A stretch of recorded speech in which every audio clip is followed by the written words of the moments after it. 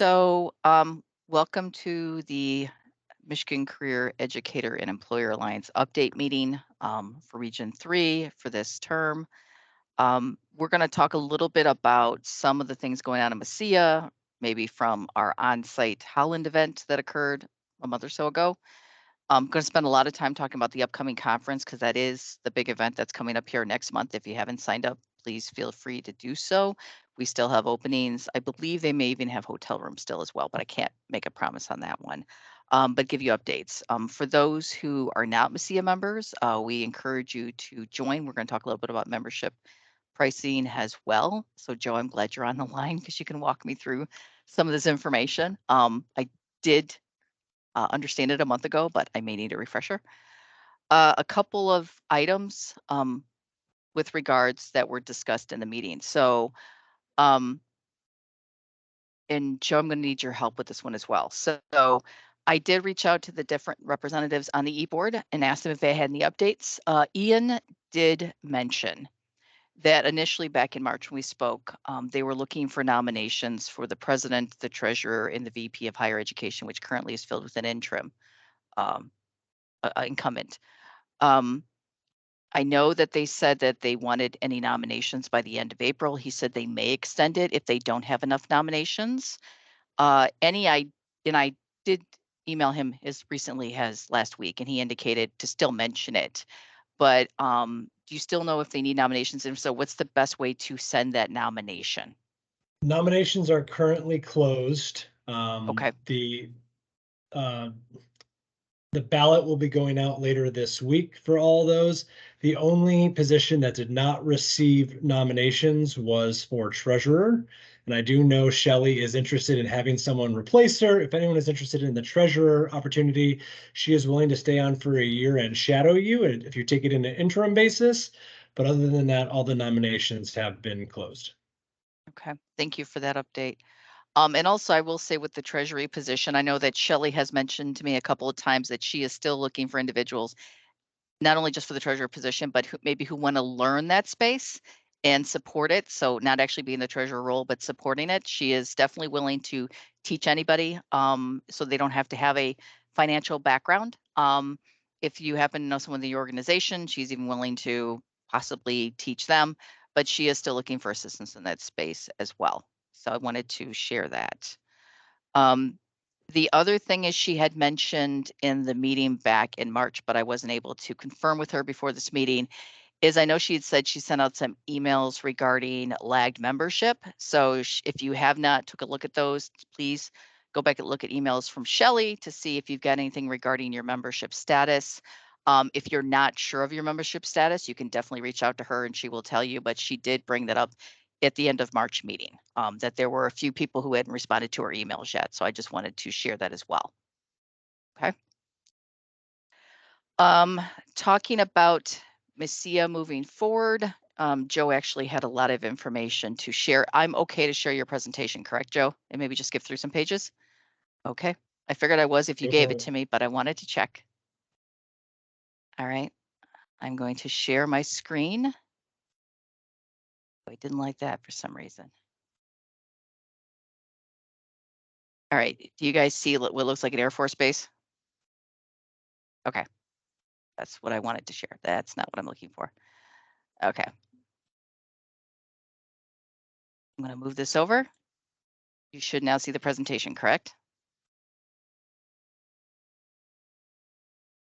Got it. Okay. Thank you. So we are changing our membership pricing to align more with what other organizations like ours does to recognize the type of entity and different levels. Joe, do you want to speak to this or do you want me to high level do my translation? Yeah, I can just kind of high level. So what we're doing is we're having 3 separate membership types: educator, employer, and those that are associates, which are not really educators, not really employers. And then each of those 3 memberships are broken into tiers. So if you're a 2-year or 4-year college or university, it's based on enrollment. If you are an employer, it is based off of number of employees you have. And then associate is for those, again, organizations that are not directly educators and are not directly employers, but want to market or network with those types of organizations. There's a basic and premium membership for those as well. Essentially, for those that are already members, most are staying the same or are staying within a very nominal amount. There are a few organizations that are going up. We are reaching out to those individually. But basically, we're trying to make it so that way the membership is inclusive of your whole institution or organization instead of just the one or two members that you designate. So that way you can include faculty or hiring managers or project managers or anyone within your organization that wants to take advantage of this membership. Great, thank you. Now, if I remember, there was some significance behind when the shift changes. So for instance, I think it takes effect on July 1st, I think you said? Correct. So the changes will go into effect on July 1. So if your price is going to go up and you want to renew it at the current level that you're at, you can do so up until the last day of June. Again, we're going to be reaching out to everyone in the next month or so to let you know what's going to happen to your membership level, if it's changing at all. But if it's going up, it might be a good idea to renew a little early at the end of June to get one more year at a lower price before it may or may not go up. And correct my memory if I'm wrong, Joe, but if someone has opted for a certain level of sponsorship of the conference for this year, their membership is actually covered for the next year, correct? Correct. There's a couple levels of sponsorship for Platinum, gold. for sponsoring the conference, and it gives you a credit towards your membership level. So based on the level that you're at, it might provide all of your membership or a large portion of. Okay, thank you for that. And I have here on my notes, please verify, employers, their first year is free if they're considering joining MCEEA, correct? Correct. Any employer member can join for free for 1 year. Okay, all right.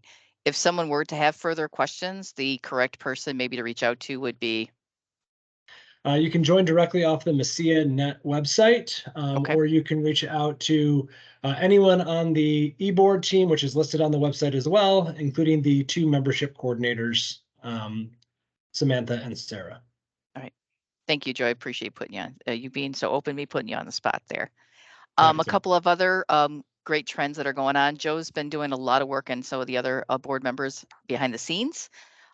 We are working towards getting SHRM as well as HRCI certification for those sessions or conferences that we have.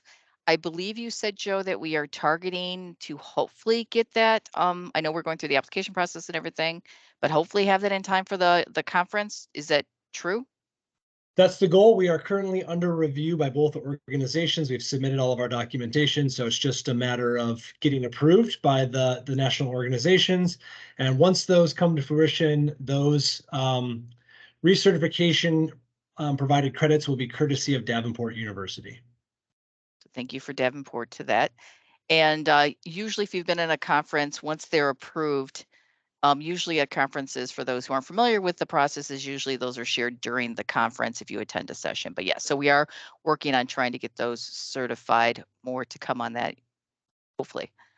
Also, some other connections we're making is we have a cross promotional partnership going with Detroit SHRM. So I believe the way it's described is we'll advertise their events and they're going to advertise ours, correct, Joe?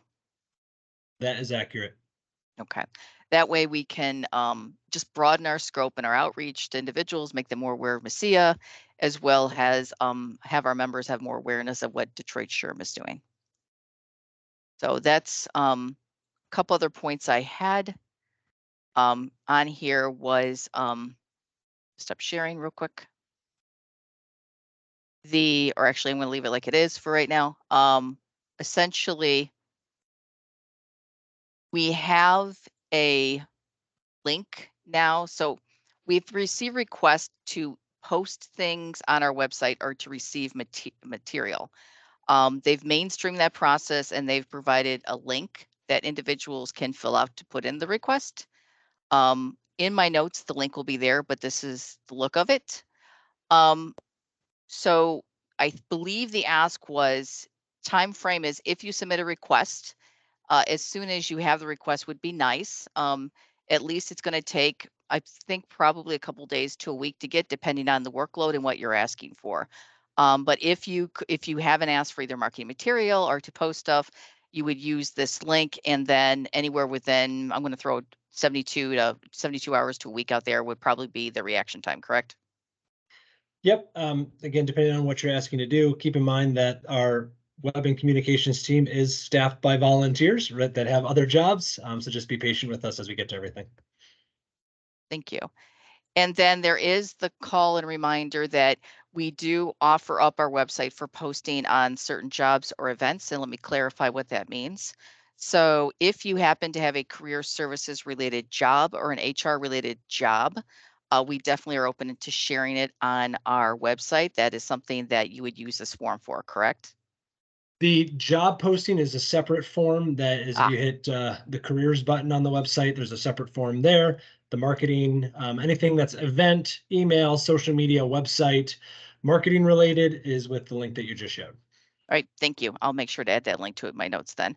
And the other thing is we are asking for people to feel free to share their career fairs on our page as well. And I'm assuming that would come through the marketing link as well. Absolutely. Okay. All right. So again, there's opportunities with which we can offer advertisement for your certain types of jobs as well as your events. Want to transition into the conference. As of May 8th, we had 81 registered. We've got a large array of some great speakers coming up. I wanted to highlight some of our keynote speakers.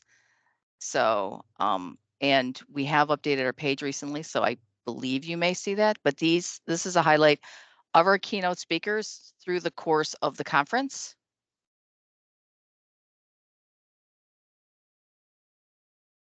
And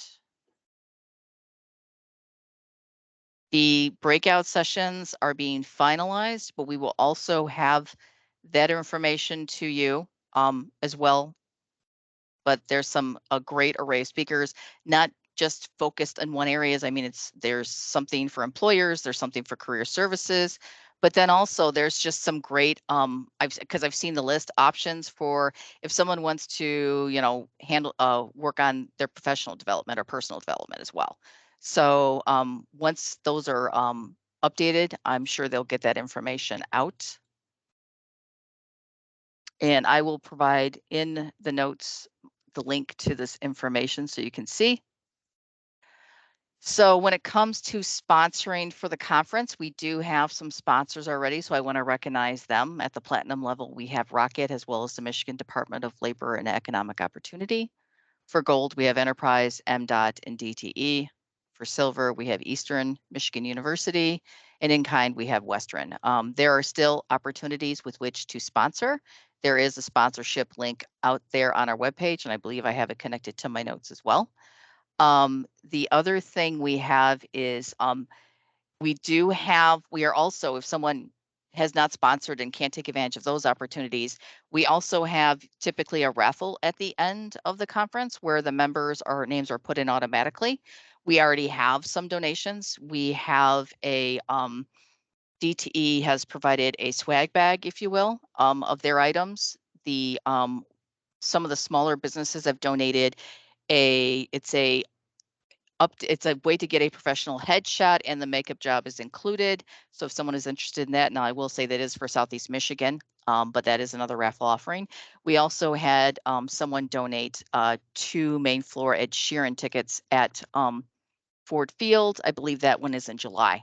So definitely some incentives to sign for the conference, but if you want to have a donation as well sent, whether it be something like a company swag bag or something, I will have that contact information in our notes as well. But Sarah Sabo or Sharice Blanks would be the ones who are gathering those for the conference because they're co-leading. The other thing I want to point out is, and I will say as someone who's used it, we still have hotel rooms available for the conference at the hotel. I will say that when I signed up, it was very convenient, because the moment I followed the link to the hotel, it actually pre-populated the MCEEA information on there, like the dates of the conference and the code and everything. So they did set up to be very user-friendly. The discounted rate, not including taxes, is $143 per night. The hotel pricing does end on May 21st, so there's only like a week left on that, just so you know. Now, a couple of points of clarification, because it does cause confusion in the past. If you register for the event, that doesn't necessarily mean you've registered to get a hotel room. That's a separate activity. You can go back to the MCEEA website and sign up for the hotel room, but just because you registered for the conference does not mean you've registered for the hotel. The verse is the same. Just because you've registered for your hotel room, please make sure you've also registered for the conference. That was a question that was asked and we wanted to share.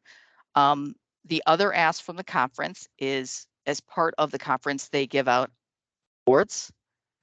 I'm going to pull that up real quick. So they're still looking for nominations for the awards. Now, in my notes, what I'm going to provide is a list of those people that are eligible to be nominated. So you have to be a member of a MCEEA, either company or person, to be nominated. Now, Joe, I do have a question of clarification here, because I know some people on the call may not be members of MCEEA at this time. Can they nominate somebody who is a MCEEA member, even if they're not a MCEEA member, or can only MCEEA members nominate individuals? You have to be a MCEEA member to nominate or be nominated. Okay, thank you for that clarification. So just to remind those individuals, or inform you if you did not know, we offer 3 types of awards at the conference. There is the Employer of the Year, as well as the Don Hunt Service Award and the Career Service Professional Award. So in my notes, the link to this page will be included, along with the list of, from the directory, who are our members. So you can have a list available to you that shows who could be considered for this award because they meet that criteria, along with the company they represent or the college. With regards to regional updates, the conference this year is in Region 3, so that's kind of the big ask right now, is please consider signing up for the conference if you haven't, and pretty much everything I've just covered here over the past couple of minutes. We do have a Region 1 update, which is our upper lower peninsula. We do have Crystal Mountain confirmed for the next on-site meeting in the fall. It's on October 5th and 6th. Obviously, as the event approaches, we will have more information to share. So those are the updates from the MCEEA meeting. Joe, is there anything else you'd like to add before I move over to the next segment to this meeting? All good. Okay, thank you. So I would like to introduce our guest speaker, and this is, again, promotional for the conference, a great reason why you should take advantage of an organization like MCEEA and take advantage of our conference or on-site meetings. Little background on myself. I've been in HR for 30 years. I've been in recruiting for 18. So, I come from a perspective that I've learned a lot, but I've kind of hit a plateau in my learning. At the conference, Erin had come up to our table during one of the breakout sessions, and it was just a great way to connect. And I actually learned about an organization and service that's provided that was never in my landscape, never on my radar. And from that meeting, we've actually gone back and started rethinking how we do some of our outreach, or expanding how we do some of our outreach. So this is the reason why connections like this work. So I told Erin, I said, definitely, I want you in one of my update meetings, because I think that there's information that you could definitely share. So I want to, and hopefully I got you pumped up and ready to go, Erin, but I want to introduce Erin Walker. She is with the Detroit Chamber of Commerce, and I just found her to be a font of information. So thank you, Erin. Welcome. Absolutely. Thank you so much for inviting me to talk today. The last year's conference was actually my very first MCEEA conference, and I ate every bit of it up. I loved the entire experience, and which is why I definitely signed up to be a part of the next committee. I'm going to go ahead and share my screen, because I'm not going to take up too much of your time today, but I do want to be able to show you visually some of the things I'm going to cover in case it's information you want to keep for yourself. So give me 1 second.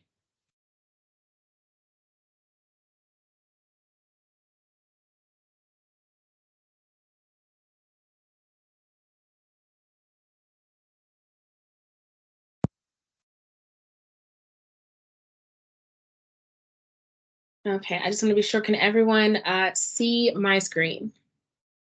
I can. Awesome. So as she said, I work for the Detroit Regional Chamber of Commerce. I'm in Southeastern Michigan. I specifically work with the education and talent team. And within that, there is Detroit Drives Degrees. So you'll see the logo throughout. If you're not familiar with the Detroit Drives Degrees initiative, we have three main focuses. It's advancing access to post-secondary opportunities, boosting student success, and then retaining local talent and attracting new talent. So the word pipeline is one that's used quite often. Just in our office, which is why I thought felt like a good fit for talking about this. And you'll probably hear me use the terms school to industry or college to career interchangeably throughout, but the main goal is a systematic approach to bridge the gap between education and employment, a seamless pathway for our students that are transitioning from school to meaningful careers. Some of the things I'm going to cover are why it's important, some of the challenges that our students face, barriers that employers are experiencing, how we can help them both to kind of communicate on the exact same language, and if you're on the student success side, or if you're on the employer side, how we can kind of work collectively together. Strategies for transitioning our students to career options, how to engage our employers, how we measure success, because as I was once told in undergrad, that if you don't measure it or track it, it's like it never happened. And then, of course, how to fund it and make it a sustainable measure so that we're not repeating the same measures, we're doing things that are going to be actually effective. So when it comes to talking about the importance, the ultimate goal, of course, is to facilitate a smooth transition. Like I said, we want to address skill gaps, improve labor market outcomes, and make things more resilient and competitive in the workforce. Some of the ways we can do that to make this so that we know that it's important is enhance readiness. We know that having a school to career pipeline, it can help our students with their skills and their knowledge so they are ready once they graduate. We also know that access to talent is something employers are eager for. Students are leaving Michigan, so they're obtaining a successful degree and then they're finding employment options outside of the state. So how do we retain that talent in Michigan so that our candidates are not only well prepared, but they're equipped if they want to actually stay in the state? What alignment can we find between what facilities and schools and institutions are offering to what employers are looking for? We want to make sure that the credentials that they're receiving can be utilized in the current workforce and that they're learning all of the tools to be successful. We want to take care of not only unemployment, but also underemployment in specific industries. So that when it comes to determining what pipeline works best for your program, we need to look at the specifics of what industry needs are. And then, of course, there's economic growth. Producing a highly skilled and work-ready workforce, of course, helps support innovation, entrepreneurship, and productivity. So some of the challenges that our students are facing, and I've only listed 6 here, but I know we are all very much aware that this is not just all of the challenges that our students are experiencing. Some of the ones I'm gonna focus on are, for instance, lack of awareness. Many of our students are not aware of the opportunities that are available through a pipeline. They're not aware that they have access to internships or apprenticeships or career exploration programs. They might not know even what's within their own school, whether that be a K through 12 program, a college, or even our adult learners programs. And that limited access to that information can, of course, hinder their ability to engage with these opportunities. Of course, there's socioeconomic barriers. Sometimes the financial constraints, such as lack of transportation, can be part of the reason why a student can't even access a program that might be available. So you might have the funding for an amazing wraparound service to support students learning about how to write a resume or participating in a mock interview session or even a Dress for Success workshop. But if they don't even have access to get to that opportunity because of lack of transportation, it'll hinder their participation in the future.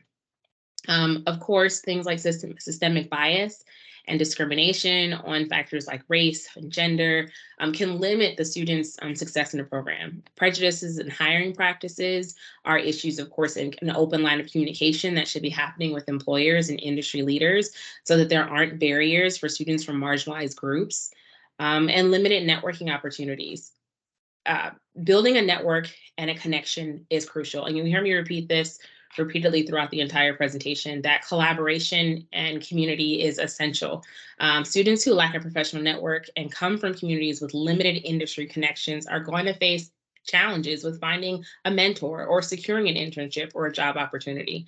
I can even speak from personal experience. The very first internship opportunity I had was because my mother knew someone and said, my daughter is interested in this field, and I was able to have a summer internship program. It kind of perpetuates that idea of it's not always what you know, but who you know. And we know that by having access to certain industry representatives and having representation in certain industries helps students connect with different opportunities. When we're talking about barriers for employers, limited knowledge. A lot of employers aren't aware of the benefits associated with engaging directly with educational institutions. Sometimes you'll learn about a lot of employers who will have a campus ambassador that will recruit on that college, but that doesn't always translate when it comes to aligning skills and job requirements, and making sure that there is curriculum that also aligns with the employers are looking for. Another issue that can sometimes arise when it comes to a barrier for employer are concerns about the legal and liability issues. Not every workplace sometimes, or some workplaces have the potential for compliance with labor laws, accidents, confidentiality of proprietary information. And these concerns can discourage employers from participating in pipeline programs. So it sometimes takes a little creativity of bringing the employers to the students to ensure that there isn't a limit of access or knowledge about different employment options that are available. Of course, there's recruitment and selection challenges, making sure that the people who are a part of the onboarding process, and of course, this also once again ties into the importance of focusing on systematic bias and discrimination, that there aren't any challenges that students are facing when it comes to submitting applications or participating in assessments so they can be integrated into a workplace. Another one that we would, I would say would probably be another one to focus on is the lack of communication and the coordination of programs. There are a lot of amazing extracurricular or activities or programming supports that are happening right now, not only in Southeastern Michigan, but in the state. But unfortunately, a lot of times employers aren't aware of what those programs are. And it sometimes just takes connecting the two people together to kind of help move things forward, or even designing what that looks like so that both parties can be effective. Like I said, I work at the chamber, and part of what Detroit Drives Degrees does is they seek to increase the proportion of individuals with college degrees and high skill credentials in the region. We are specifically focused on increasing the post-secondary attainment rate to 60% by 2030, and cut the racial equity gap in half. We've adopted a comprehensive approach to boosting that attainment, and by focusing on those two specific goals, of course, of achieving post-secondary attainment and reducing the racial equity gap, we realize a lot of that involves several strategies. But I'm going to focus on three in particular that we've been working through that we feel like have been really effective. But we also realize that none of this can happen alone. We can't do this on an island, and we realize that collaboration and partnership is the way that we have found some success and the way that we'll continue to kind of be effective with this. So like the three I'm going to focus on are collaboration and partnerships, establishing partnerships between educational institutions, employers, community, and government. It takes all four pillars in order to foster collaboration and sharing information and aligning program objectives and resources and expertise. By engaging employers in the program development and in the implementation and in the evaluation, it can ensure that the industry is relevant in the curriculum that is designed for students. An example that I'll give is a great collaboration and partnership is that we have is actually one of the sponsors for the MCEEA conference, Rocket Companies. By working with them directly when it comes to letting them know what we're trying to focus on and the programs and the industries that we really want to support as far as workforce development, we were able to design career exploration activities that bring students directly into their workforce. We were able to organize communication when it comes to their internship and apprenticeships programs so that schools know about what programs are available, and the representatives at Rocket are hiring directly within the schools in the Southeast region, so they know what they have access to within their talent pool. Not just working with the campus ambassadors, but working with people on multiple different levels and in different departments, because we understand and recognize that the industry requirements for instance, finance are not going to be the same for someone in marketing and communication, and not the same for somebody in say their tech and technological supports department. So making sure that we're kind of seeing what the objectives are and how we can kind of connect the dots on multiple levels by working with the employer. We talked to someone at Rocket. We also were talking to someone at some of our college representatives, so that, like I said, everyone is in the room and everyone's at the table and their voices are all heard. Another really important one, of course, is relevant and industry aligned curriculum. So making sure that the curriculum aligns with the current and future industry needs. We have a lot of job market trends that are nice for us to see, but if we aren't engaging industry professionals in the curriculum development to see that it reflects the real world demands, technological advancements, integrating practical and hands-on learning experiences and projects, by inviting education representatives into the workplace, so kind of reversing the roles, so that educators, teachers, leaders in the education space who are actually doing the face-to-face and the direct supports to students can see what's happening on the industry level and what industry-specific certifications and needs are happening. We know things change rapidly every day, especially for certain industries. There may be a platform or a program that might have been used, for instance, when I graduated, but that program may be obsolete at this point. But it doesn't mean that that school might not still be using and teaching based upon those methods. So inviting them in and creating a space and an opportunity for them to also engage and build projects that students could work on and receive direct feedback from industry leaders. The last one I'm going to talk about would be work-based learning opportunities. Incorporating internships, apprenticeships, job shadows, mentorship programs to provide real world experiences. And one thing the Chamber is trying really hard to do is not recreate reinvent the wheel. We understand that there are amazing programs that are already in existence, and we want to amplify them as best as possible. So sometimes that takes just looking in your own backyard and seeing what actually is happening right now, who's had some success in this area, and how can you add to it to ensure students are receiving the proper supervision, mentorship, and feedback to enhance those skills and understand what's needed in the workplace. And like I said, if you don't measure it, did you really do a good job about it? There are a lot of different ways that we can measure student outcomes: graduation rates, post-secondary enrollment rates, job placement, retention rates. When it comes to, of course, employer and engagement satisfaction, collecting feedback directly from employers to assess if their program is working, the number of student placements, the quality of the student placements, and the relevant student skills to industry needs. The number of employer partnerships, tracking the number of employers that are involved in a program, how many representatives are they providing in support of those programs? Are they representative of the industries that the market is needing right now? So for instance, if you're hosting events and you have mentors a part of your program, what's the ratio of representation that you have for the mentors there? What companies and corporations are they representative of? Job offers. Are you able to track the number of job offers extended to your program participants and from employer partners? The number of work-based learning opportunities that are available, the quantity of internships and apprenticeships and things like that. Post and pre-assessments to measure the student skills and the knowledge are the best ways that we're going to grow and improve in this area and in our different relative regions. Wrapping up, last thing, and of course, to consider is the funding and sustainability. We can do all these amazing things, but how are we going to pay for it?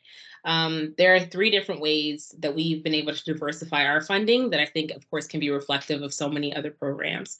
Government funding, of course, through grants and subsidies, philanthropic support. There are quite a few amazing programs and foundations and charities that are focusing specifically on education, workforce development, and youth empowerment. The concern with retaining talent in the state of Michigan is something that is, like I said, it's a statewide issue, meaning there is philanthropic support available to make sure that we can find some solutions that are sustainable. And of course, corporate sponsorship. By engaging in industry to school partnerships, that means when you engage the employers, that is an opportunity for them to sponsor different programs and provide and cover the cost for those work-based learning opportunities. Here are just some lists of some of the resources that are available directly through the chamber if you're interested in learning a little bit more about some of the things that we've done. Of course, there's the Detroit Regional Talent Compact, which is an initiative that brings together the stakeholders from the business, philanthropy, government, and K through 12 to accomplish those goals that I mentioned before. The compact is available, of course, on the Detroit Regional Chamber website if you check out our education and talent page. And that'll give you some details about specifically what we've been able to do, the employer partners that are currently at the table in the Southeast region, and hopefully it's something you can replicate in a different way. Of course, our workforce development toolkit, and then some of the different programs and organizations that we do to kind of uplift those students and accomplish that goal of post-secondary attainment through Detroit Reconnect, Detroit Promise, and Let's Detroit. And that is it. So are there any questions from the audience? I'm monitoring the chat too. I actually have a question for you, Erin. I know you had mentioned that connecting with employers as well as connecting with the schools and representatives from the schools. I did notice in the registration, we have quite a few school representatives on this call right now. Can you give some details as to what that looks like or some examples of what you've done with regards to connecting to the schools? Absolutely. So one of the benefits of the chamber is we have a few different programs that already have pre-existing relationships with, for instance, Detroit Public Schools, Macomb Community Schools, Oakland Community Schools. And one of those is, for instance, is the Detroit Promise program. If you guys, I'm pretty confident or familiar, Detroit Promise Scholarship offers a tuition-free pathway for students. Because of that, we have ambassadors within schools, for instance, at Detroit Public Schools, and partnerships with, of course, the Detroit Public School Workforce Development team. Because of that, it gives us a nice direct pathway and open dialogue with representatives who are directly in the school. So the school counselors and transition coordinators. We also communicate directly with the Detroit College Access Network, where we have quarterly meetings, kind of discussing what's happening in the school space and how we can, partner that with what's happening with, of course, our chamber representatives. Also, it's nice. It is very unique, obviously, because being at the chamber, a convener of employers, I have access to a large number of employers and industry representatives. So whenever we hear the needs that the school are experiencing and what they're saying, hey, this would be helpful, or this is what we're trying to focus on, I can immediately take that back to, of course, our member management team and say, hey, we have a school specifically in this part of Detroit, and they are really trying to focus on these specific areas. Can you provide me with lists of industry representatives so we can bring them to the table? I think chambers across the state hold an amazing key to connecting employers to education. I've been a part of conversations with other chamber representatives from across the state, and a lot of them are saying the exact same thing. Like, they want to be the one to help bring them together if they can use the resources that they already have. Okay, thank you. Scott, I noticed you were typing something. Did you have a question, sir? Okay. Yeah, Another, actually, go I ahead. apologize. Yes, I did. She had answered all of it from MCAN to DCAN. She mentioned Detroit Promise. So I was going to ask, what events were they involved with to help make the connection for everyone? But she answered it as she was going through. So thank you. I appreciate that. Okay, not a problem. The other question I had for you is you had mentioned measuring it. So how do you go about the measuring? Is it a survey that you send out to employer colleges, or just can I understand that process a little bit more? Absolutely. So the chamber does an education report that they do, a consecutive education report they do every year. And that gives us a lot of the data as far as like graduation rates, enrollment rates for post-secondary programs, enrollment for adult learners into upskilling programs. So that gives us a lot of the data on the education side. When it comes to collecting it from the employers, that's where that talent compact comes through, with us collecting information for them on how many students they have, how many internship programs that they have, how long have those internship programs been active. It also gives us some demographic information on how many minority students you have enrolled in your programs. Now, a lot of this information, of course, is based upon what the employers provide to us, which, once again, a benefit of us being in the chamber is because we have them as a part of our membership. It's information that we can easily have access to because we have constant updates and reports. We requested them. We have these on smaller scales where we do a lot of direct communication with certain employee representatives on regular check-ins. So for instance, Rocket Companies is an example of an employer that hires a significant number of students directly from Detroit. And that's because they have made it a part of their commitment to make sure that they're having access to opportunities for students who are coming from Detroit high schools. Another amazing partner of ours who has been committed to providing us with regular updates would be Kelly Services. And another one because they are committed to making sure that there's access to employment opportunities in the region. Now, those are just two examples of larger name companies, obviously, who have made it a point to kind of have regular communication with us and provide us with quarterly updates on what their numbers are looking like. But like I said, those larger scale numbers come from that State of Education report. We do have a question in the chat from Mr. Leo Carr. He says, we work in the educational industry. How can I network with Erin to get involved in general and specifically with K through 12 programs or the Detroit Promise program? And Leo, I believe, just joined us on camera. I'm going to add my email in the chat. Please send me an email because I would love to connect, especially because as we're winding down for the summer, I'm trying to harass as many people as possible before they disappear from their offices, especially from the school spaces. So absolutely. And I guess that kind of leads me to the next question I have in general. If there's someone on this call who thinks that they should be connecting with their Detroit Regional Chamber member, or not should say Detroit, but Regional Chamber member, whether it be from a school or a company, where 101 question, how do you start? I would say with taking inventory of what's happening right now. So for instance, taking a list if there is something that's sometimes connected with your program. So for instance, when we first started working with some of the different high schools, specifically, we did a little landscape investigation about if there were companies who were already partnering, sometimes even at a classroom level. We know that our teachers in Michigan are amazingly resourceful.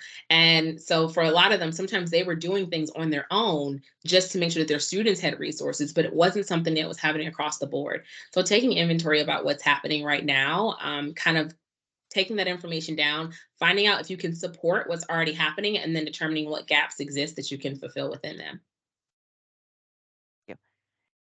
And to your point, there's chambers across the state. So finding out where their regional chamber is at and just reaching out to your equivalents there. Absolutely. Okay. All right. Any other questions from the room? I had set this up for an hour to give for extra time for questions, but if we don't use it, that's okay too. But are there any other questions? I do have actually one more question. Actually, someone just jumped on a question, so I'll ask that first. Do we No. need to be chamber members? No, you don't. When it comes to partnering with, and especially those in the education space, you do not need to be a member of the chamber. Employers who receive additional services, they are members of the chamber. But for instance, like we hosted a speed mock interviewing event for students who graduated and were new alumni from Detroit Public Schools.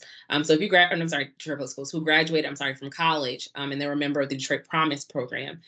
We hosted that speed mock interviewing event, and we invited employers to come and to help with facilitating the speed mock interviews. We had a mix of employers who were chamber members and those who weren't. And we also had a mix of employers who were from larger companies and then some who own their own small business.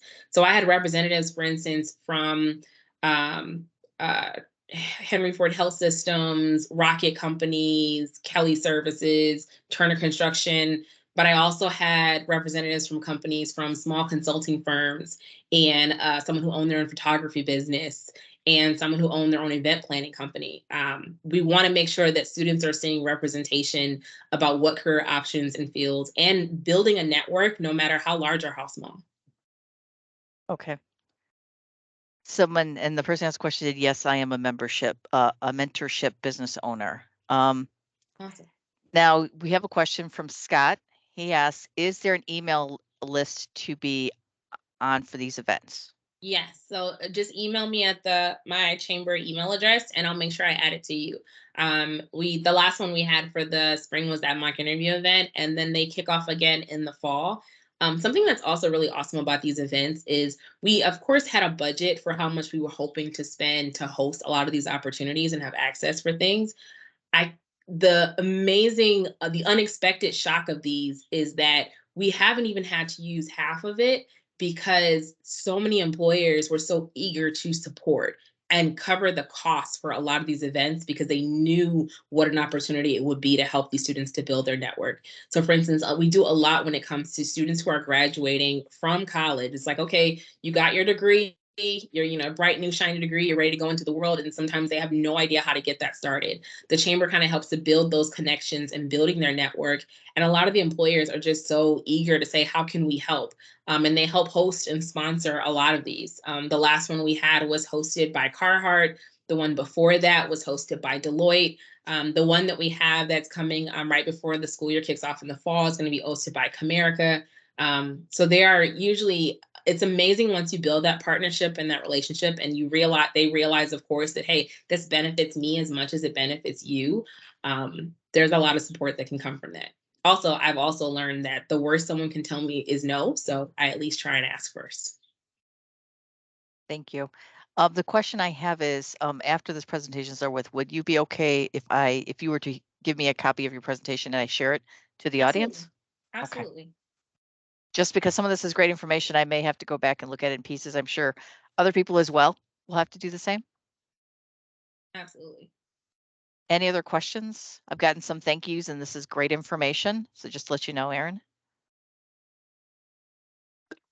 And if I remember correctly, you did say you were going to be at the next MCEEA conference, correct? I will be there. Okay. I know we'll be talking some more, and I would imagine other people will probably stop you as well, which probably isn't a bad thing, right? No, not at all. See you at the conference. Okay.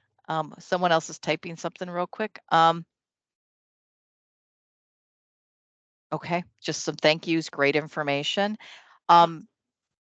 With that, if there's no more questions, I will go ahead and end this session. Thank you again, everybody who was able to attend. Next couple events for MCEEA is going to be obviously the conference that we talked about in length here in June. There will probably be another one of these update meetings later in the year. And then again, we will have our on-site event up in the Region 1 in the October timeframe. So more to come then. Definitely look forward to working with you all, and thank you again. Appreciate your time.